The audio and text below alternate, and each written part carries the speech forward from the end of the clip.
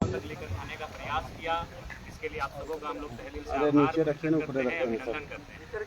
और साथ ही साथ आज ही हमारी 18 जून है, यानी एक साल पहले ही हम लोगों ने राजनीतिक इलेक्ट्रल पॉलिटिक्स में कदम रखने का घोषणा किए थे, फैसला किए थे बलियापुर की मिट्टी से। तो आज साल भर हुए हैं, उसको भी लेकर हम लोग शुभकामनाएं सबों को।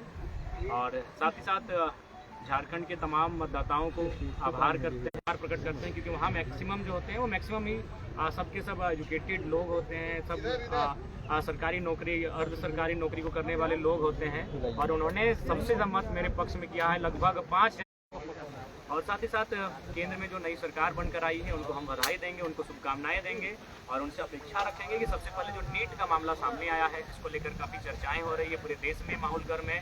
इस नीट में जो समस्याएं आई है समाधान किया जाए, क्योंकि आज लाखों करोड़ों युवाओं का भविष्य इन परीक्षाओं में तय होता है। इन परीक्षाओं के माध्यम से अपने भविष्य को तय करते हैं। तो जो नई सरकार देश में बनकर आई है, उनसे मेरी अपील होगी झारखंड के तमाम मीडिया हाउस के माध्यम से इस समस्या का निदान हो।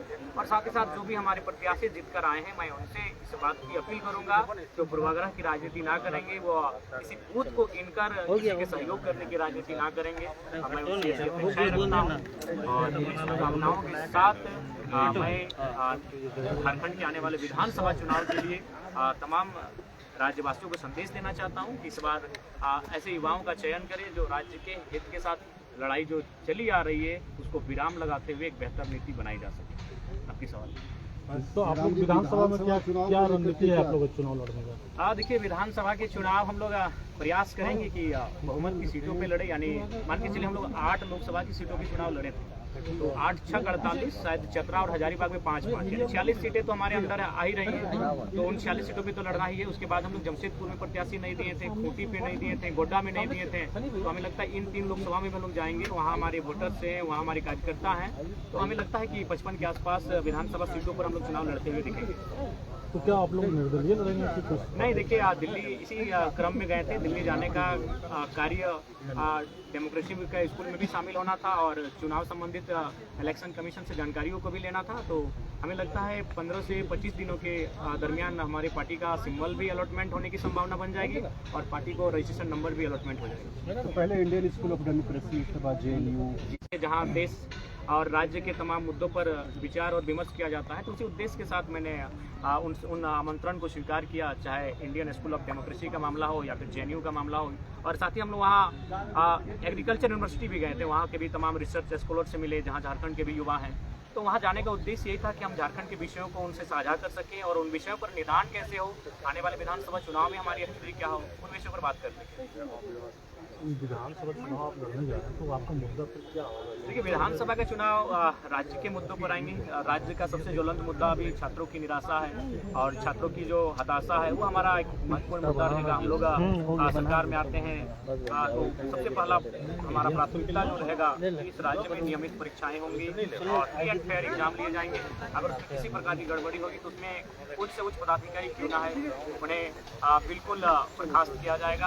उनके साथ किसी प्रकार की कोताही नहीं बरती। पहली बार लड़े चुनाव, 8 लाख से ज़्यादा वोट आपके उम्मीदवारों को मिला है। आज तो पार्टी जो है वो अब एक तरह से अगले विधानसभा चुनाव तक का जो है रोड मैप उन्होंने जारी किया और उन्हीं इलाकों को वो फोकस कर रहे हैं जिन इलाकों में आपकी अच्छी खासी बैठ रही वोट आपको मिला है।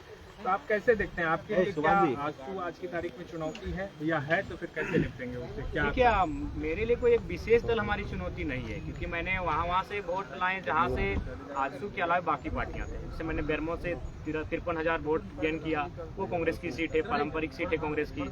मैंने टुंडी से भी 60,000 वोट लाए, वो झारखंड मुक्ति मोर्चा की सीट है। मैंने डुमरी से 90,000 वोट लेकर आया हूँ, 90,000 मैंने, वो झारखंड मुक्ति मोर्चा की पारंपरिक सीट है। तो ऐसा नहीं है, किसी एक दल से हमारी लड़ाई नहीं है, हमारी लड़ाई एक विचारधारा की है। और ये जो फिलहाल जो पॉलिटिक्स कर रहे हैं उससे जनता कहीं ना कहीं कट रही है। हाँ, नो डाउट हमें समय लगेगा, लेकिन आने वाले दिनों में झारखंड के पॉलिटिक्स में हम लोग बेहतर स्थिति में होंगे और एक बेहतर क्षेत्रीय पार्टी के रूप में होंगे। अकेले लड़ेंगे आप? जी, फिलहाल हम लोग विधानसभा का चुनाव अकेले लड़ेंगे। जयराम जी, ये देखा गया चुनाव में कि केवल एक जाति विशेष का वोट आपको हम आपसे करवत प्रार्थना करना चाहेंगे, आप सभी लोग इंटेलेक्चुअल लोग हैं, एकेडमिक लोग हैं, मीडिया हाउस के लोग, अब इस सवाल से हमें बचने दिया जाए, इस सवाल से हमें रहम किया जाए। 3.5 लाख एक जाति के वोट नहीं है। आप एक एक बूथ को सर्वे कर लीजिए, एक एक गांव, एक एक पंचायत का सर्वे कर लीजिए, 3.5 लाख वोट एक जाति के नहीं है। हाँ, ये सच्चाई है, जो भी बंदा जिस समुदाय का रहता है उस समुदाय का वोट उसका बेस वोटर होता है, इससे कोई इनकार नहीं कर सकता, ना मैं इनकार कर रहा हूँ। लेकिन 3.5 लाख वोट किसी एक समुदाय के वोट नहीं है, सभी ने मुझे अपार जन समर्थन दिया है। लेकिन आजसू का जो कैडर वोट है, जयराम जी, आजसू का जो कैडर वोट है महतो बिरादरी का, वही कैडर वोट वहाँ पे आपको मिला, और जो जेएमएम का कैडर वोट है तो चांची के इलाके में जो महतो वोट है वहाँ आपको मिला। देखिए, तमाम मतलब महतो बहुल इलाके में ही आपको समर्थन मिला। नहीं, आप भूल कर रहे हैं। जरीडी प्रखंड आता है, जरीडी प्रखंड में एक ही महतो गाँव है, वहाँ से मैंने 17,000 वोट गेन किया है। मुझे लगता है आप लोग थोड़ा सा भूल कर रहे हैं। आप लोग को और ग्राउंड में जाकर सर्वे करने की आवश्यकता है, क्योंकि आप लोग उन्हीं बातों को सुनते हैं जो मीडिया में बाकी दलों के नेता कहते हुए दिखते हैं। आप जनता के बीच जाइए और जनता के बीच जानने का प्रयास कीजिए कि आज हमारा रोल क्या है। आप चले जाइए बेहराकुदर, वो एक राजपूत समाज का गांव है, वहाँ मुझे अच्छा वोट मिला। आप चले जाइए चौबेडी, वो ब्राह्मण का गांव है, मुझे वहाँ से अच्छा वोट मिला। मैं किन किन समुदाय को गिनाऊं बताइए? हर एक समुदाय ने मुझे अच्छा मत दिया है। तो इसीलिए कृपया अब कम से कम 2 साल बाद मैं आपसे आग्रह करता हूँ कि इस विषय को विराम दीजिए। एक जाति का लेकर आज हम लोग जिन विषयों पे बात कर रहे हैं, ये विषय तो देश स्तर के विषय है, ये विषय राज्य स्तर के हैं, और वो नेता हमारे वहाँ चुप रहते हैं। तो मैं जिन विषय पर लड़ाई लड़ रहा हूँ, जिन विषय पर मैं रिजल्ट हासिल कर रहा हूँ, ये पूरे राज्य के विषय है। नहीं दादा, लड़े 2 रिजर्व सीटों पे हम लोग चुनाव लड़े। सिंहभूम में हम लोग हो समुदाय के साथ गए, दुमका में हम लोग संथाल समुदाय के साथ गए, और सिंहभूम के हमारे प्रत्याशी लोग 50,000 वोट लेके आए, 44 के 45,000 वोट था। नहीं, ऐसा कुछ नहीं है, ऐसा कोई प्लानिंग नहीं है। हम लोग ये देखें कि हम लोग वोटर्स कहाँ हैं, कहाँ हमारे केडर है, जहाँ चुनाव में काम हो सकता है। गोड्डा में भी हमारे थे, लेकिन वहाँ पे हम लोग पहुँच नहीं पाए, प्रत्याशी नहीं मिल पाया। तो ऐसा नहीं है। हम लोकसभा चुनाव में आप सामान्य वर्ग देखिए, एक्चुअली लोग विधानसभा चुनाव में दिखेंगे, निसंदेह हम लोग गोड्डा के लिए भी प्रीफर किए थे कि उस सीट पर हम लोग सामान्य प्रत्याशी को रखें, लेकिन नहीं प्रत्याशी सामने आए। देखिए, सामान्य वर्ग कहीं ना कहीं थोड़ा सा आज के मैंने डेट में भी संपन्न है, तो इसलिए थोड़ा सा लेट लगे। उस समुदाय के बीच हमें आने में थोड़ा लेट लगेगा, लेकिन वे भी दिल खोल के तैयार हैं। ये बच्चे जो आ रहे हैं राजनीति में, उनका स्वागत करेंगे। तो निसंदेह सामान्य वर्ग के लोग भी हमारा स्वागत करेंगे, उनके बीच भी हम लोग। गांधी उपचुनाव हम लोग इसलिए नहीं लड़ पाएंगे, लोकसभा का चुनाव उसी तारीख को था, हम लोग नहीं मैनेज कर पाएंगे, क्योंकि हमारा व्यवस्थित कोई टीम नहीं था, और व्यवस्थित टीम नहीं होने के कारण हम लोग इन चीजों को हैंडल नहीं कर पाए। विधानसभा से चुनाव लड़ेंगे।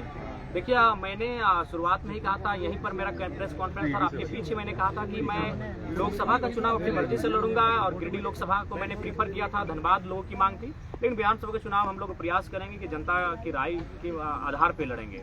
तो फिलहाल तय नहीं हो पाया, लेकिन उम्मीद है कि यह बहुत जल्द तय हो जाएगा कि विधानसभा का चुनाव हम कहाँ से। जयराम जी, युवाओं को काफ़ी आपसे उम्मीद है, और वो लोग शिक्षा को लेकर, जैसे पेपर लीक हो रहा है, उसको लेकर आपसे काफ़ी उम्मीद रखते हैं। और क्योंकि आप चुनाव लड़ चुके हैं, तो आगे की क्या रणनीति होगी आपको? देखिए, 2018 केस का डिग्री अभी तक मुक्त नहीं किया गया।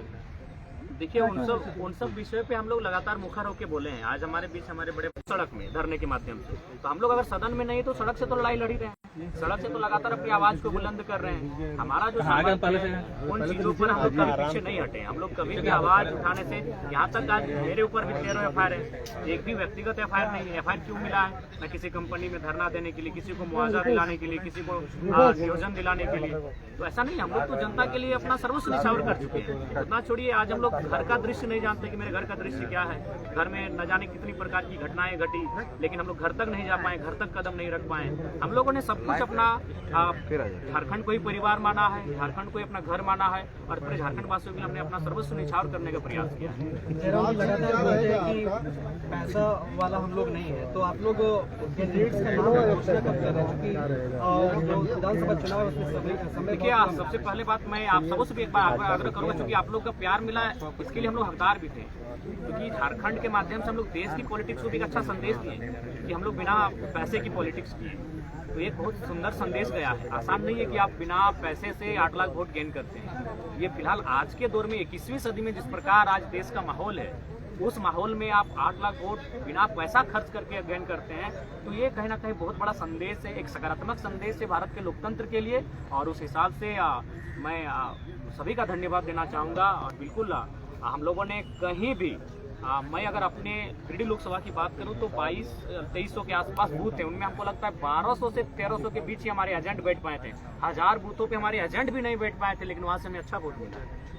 एक तो बेहतर संकेत हम लोग दिए हैं। बीजेपी की ओर से डॉक्टर हेमंत बिस्वा पूरा देश देख चुनाव दो खेमे में बटा हुआ है, या इंडिया के साथ या इंडिया के साथ। आपको लगता है कि इन दो खेमों को इग्नोर करके बीच का रास्ता निकाल करके आप कहां तक पहुंच पाएंगे? आपको लगता है कि ट्रिप पोल भले ना हो मगर पोस्टल अलायंस आपको करना पड़ेगा चुनाव के बाद? देखिए, अगर अपने मुद्दे लड़ेंगे, अपने सामर्थ्य के दम पर लड़ेंगे। सोशल मीडिया में चर्चा चल रहा है कि जयराम जी बीजेपी के साथ जा सकते हैं। देखिए, सबसे पहला बात, ऐसा कोई बात नहीं है। अब देखिए, लोग तो बहुत सारी कहानियां बनाएंगे, बहुत सारे किस्से भी सुनाएंगे आपको, और उन किस्सों से, उन कहानियों से फिलहाल मेरा कोई संबंध नहीं है। इस बात को मैं आज आपके माध्यम से पूरी तरह से के माध्यम से आप लोगों को बताया, इससे हमारा कोई संबंध नहीं। इंडियन स्कूल ऑफ डेमोक्रेसी लड़ने वाले हैं आगामी विधानसभा चुनाव में। देखिए, ये जनता की राय है और जनता की राय को स्वीकार करें। ऐसा चर्चा है, इसलिए मैंने जी 2 सीटों पर चर्चा हो रहा है। कौन सीट होगा? देखिए, वो तो कंफर्मेशन नहीं हुआ है, लेकिन 2 सीटों पर चुनाव लड़ने की डॉक्टर लंबोदर महतो गोमिया से विधायक है, उन्होंने कहा है कि चुनौती स्वीकार कर और गोमिया से चुनाव लड़ेंगे। देखिए, ऐसे तो अगर ज्यादा वो कहेंगे तो चुनौती को स्वीकार कर ही लेंगे। वहाँ पे मेरा 70,000 वोट आया है, क्योंकि दूसरे स्थान पर रहे माननीय विधायक जी दूसरे। तो मैं आपको मजेदार कहानी सुनाना चाहूंगा। गिरिडीह लोकसभा में माननीय सांसद के जितने प्रतिनिधि हैं, जितने ग्रामीण प्रतिनिधि हैं, आप उनका बूथ चेक कीजिए, पूरी तरह पीटे हैं। माननीय सांसद को देश के प्रधानमंत्री ने बचाया है और उन वोटर से बचाया। उनके जितने प्रतिनिधि हैं, जिन बूथ में मैं अभी जहां रहता हूं वहां उनका प्रखंड अध्यक्ष है, मेरा 581 वोट है, उनका 50 वोट नहीं है, वो बुरी तरह पीटे हैं। तो अगर डॉक्टर लंबोदर बाबू एक PhD स्कॉलर हैं, एक राज्य की एक ऊंची सेवा को दे चुके हैं, और हम लोग चूंकि युवा हैं, हमारे मुख से त्रुटिपूर्ण बातें कभी निकल सकती है, लेकिन उनको एक सज्जन व्यक्ति हैं। अगर वो इस प्रकार की बच्चों जैसी चुनौतियां दे रहे हैं तो मुझे लगता है थोड़ा सा लिमिट में ही चुनौतियां दें, नहीं तो अगर स्वीकार कर लिए तो फिर दिक्कत उन्हीं को। देखिए, उन्हीं का सवाल जो उन्होंने सवाल किया था, डुल्लू महतो को जो पार्टी महतो ने का सवाल, देखिए एक बात सुनिए, क्या समर्थन, क्या वास्तविकता? डुल्लू महतो का विधानसभा बागमारा है, वहाँ चंद्रप्रकाश चौधरी जी हमसे 40,000 वोट से लीड करते हैं। तो अगर ढुलू को मेरा समर्थन होता तो हम 40 से लीड करते। अगर ढुलू जी का समर्थन हमको होता, हम वहाँ 40,000 वोट लाएं, बहुत अच्छा लाएं, क्योंकि बागमारा एक शहरी क्षेत्र है प्लस ढुलू का क्षेत्र है, वहाँ से एक नया लड़का 47,000 वोट लाता है, ये बहुत बड़ी बात है। अगर उनका समर्थन होता तो कम से कम मेरा 70 से 75 होना चाहिए। चीजों को समझिए, हम तीसरे पायदान पर हैं। अतः बागमारा विधायक जो वर्तमान में सांसद बन चुके हैं, उनका कोई संबंध नहीं रहा है। ये एक मीडिया में आया था, लेकिन वो सच्चाई नहीं। विधानसभा चुनाव में सामान्य वर्गों को क्या टिकट देने? बिल्कुल, क्यों नहीं, हर एक वर्ग, हर एक तबका सबके साथ लेकर चलना है। ये विधानसभा का चुनाव है, बिल्कुल देंगे। आज आप होश हवास में इतने मीडिया कर्मियों के माध्यम से कह रहे हैं, 16 नंबर को भी हम लोग विधानसभा में उतारेंगे और बाकायदा हम लोग